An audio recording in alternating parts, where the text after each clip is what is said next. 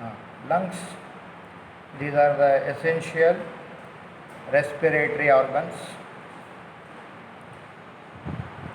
Usually these lungs, they are present in the thoracic cavity. Both the lungs, they are covered by the pleura. This is the right lung. This is right lung. This is right lung is heavier than the left one. It is about 650 grams in weight, and this anatomical position of the lung, usually the apex should be upwards, the base should be downwards. Important thing you should see that is the anterior border should come anteriorly. It is sharp. Anterior border is sharp. It should come anteriorly. Then here, now the external features of the lung. Now the external features, it has the apex, it has the base, then it has the costal surface, then it has the medial surface. The medial surface, it divides into two parts. One is mediastinal surface, one we call it as vertebral surface. Here the costal surface, if you see the costal surface, it is convex in all the sides. It is completely covered by the pleura, and here it blends with the visceral pleura. See here. So in the newborn child, the color of the lung is rosy pink in color. In adults, it is somewhat black greyish in color, see, due to deposition of the carbon particles. Black color you are seeing here due to presence of the carbon particles. Now the costal surface, it is completely convex. Here it relates the anterior thoracic wall, but it is separated by the endothoracic fascia. If you see here, there is an impression of the ribs. Hence, this we call it as the costal surface. So here in the mid clavicular line, here it relates 1 to 6th rib. Understand? In mid axillary line, it relates 1 to 8th ribs. In the mid scapular region, it relates 1 to 10th rib. These are the impression of the ribs here. Now the mediastinal surface. Here the mediastinal surface, here it divides mediastinal surface. Here we can see the root of the lung. Here in the root of the lung, it is also called as the hilum of the lung. Completely it is covered by the sieve-like tube. We call it as the pulmonary ligament. Here it consists the two holes you are seeing here, but these are the bronchus, right, principal bronchus. It is epartorial bronchus, it is hypartorial bronchus, and side by side, see, you are seeing one opening. This we call it as the pulmonary artery. Below are the right pulmonary veins. So right principal bronchus, here epartorial bronchus, hypartorial bronchus, here right pulmonary artery, here two pulmonary veins. Above the hilum, here it relates the superior vena cava. Above the hilum it relates superior vena cava, and here it joins with the azygos vein. Inferiorly, the inferior vena cava, here it relates. Then in the anterior to the hilum, here it relates the cardiac impression. Here it relates the right ventricle. It relates the right ventricle. In the apex, if you see the apex, here it relates the right subclavian artery, subclavian vein. Posterior to the root of the hilum, posterior to the root, here it relates the esophagus, then the trachea, then right vagus nerve, right phrenic nerve. These are the relations of the mediastinal surface of the lung. Now, the vertebral surface. If you see the vertebral surface, it is a convex and it is round. Vertebral surface, it is a convex and it is round. Then here it relates the 1 to 10th thoracic vertebra, their intercalated disc, and it lies in the paravertebral gutter. Here it relates the greater and lesser splanchnic nerves. Here it relates for the vertebral surface of the right lung. Then apex. If you see the apex, it is facing upwards. Here it is completely covered by the cervical pleura. So this apex of the lung, it lies 2.5 centimeter above from the medial end of the clavicle, and it is covered by the suprapleural membrane. So this suprapleural membrane, it separates the apex from the root of the neck. Apex. Now it is the base. If you see the base, it is completely concave. It is covered by the pleura.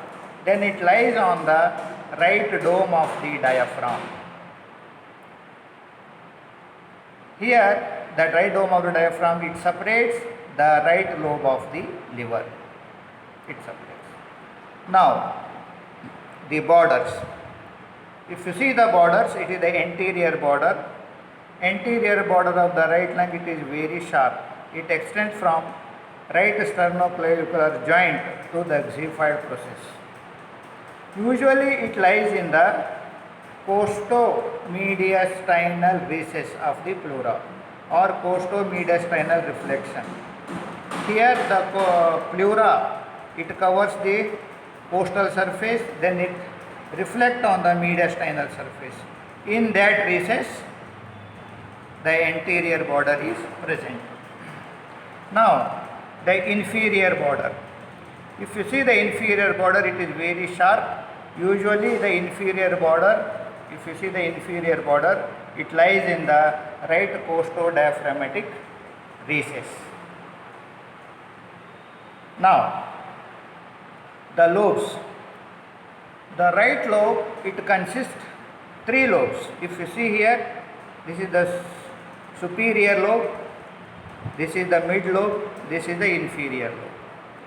So it is divided by 2 fissures. See, one is a horizontal fissure, one is oblique fissure. See, this is horizontal fissure, this is horizontal fissure, this is oblique fissure. So right lung, it consists 3 lobes. One is superior lobe, one is mid lobe, another one is inferior lobe. Then borders. Okay, anterior border, inferior border. Another one is there, we call it as the posterior border. Posterior border. Here the posterior border, it is round. Usually it relates to the neck of the ribs, 1 to 10th rib. Then here it relates the right sympathetic ganglionated chain. These are the relations. Now the left lung. Left lung, it is smaller than the right one, and then here it consists the same as in the right lung. Here it consists the apex and the base and the costal surface, then the medial surface. It divides into mediastinal surface and the vertebral surface. Apex is facing upwards. It is about 2.5 centimeter above the medial end of the clavicle. It is covered by the cervical pleura and suprapleural membrane. Here, this suprapleural membrane, it separates the root of the neck from the apex of the lung. Sometimes here the suprapleural membrane, it prevents the infection from the neck to the apex of a lung. So here the relations of the apex, both the sides are same.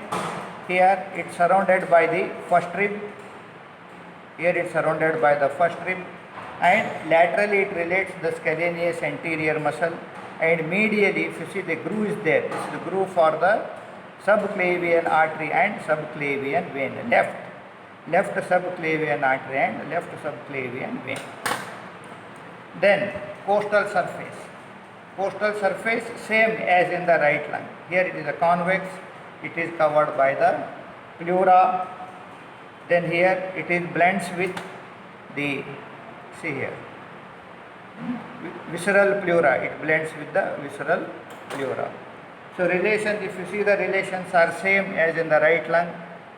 The ribs are here, impression of the ribs anteriorly at the mid clavicular line, 1 to 6th rib, at the mid axillary line here, at the mid axillary line here, 1 to 8th rib, in mid scapular region here 1 to 10th rib. But all this separated by, it relates anterior thoracic wall and it is separated by the endothoracic fascia. Then here the medial surface, it divides into two. One is the mediastinal surface. If you see the mediastinal surface, once again here you will get left root of a lung or hilum. Here we will get, first we will get here the left pulmonary artery, then the left principal bronchus, then left pulmonary veins we are getting. Here the descending thoracic aorta, here the arch of the aorta, it relates. Then here cardiac impression, here it relates the left ventricle, it is a deep, here it relates. Then here it relates the left subclavian artery, left subclavian vein. Then here it relates the trachea, here it relates the left principal bronchus, then left vagus nerve and left phrenic nerve, here it relates. Left vagus nerve, left phrenic nerve, here it relates. Now the base, if you see the base, it is a concave. It is the base, it is a concave. It lies on the left dome of the diaphragm. Here it separates the fundus of the stomach and the spleen. It is covered by the pleura. Now the borders. Here the borders, the left border, if you see the left border, it is very, very sharp. Left border.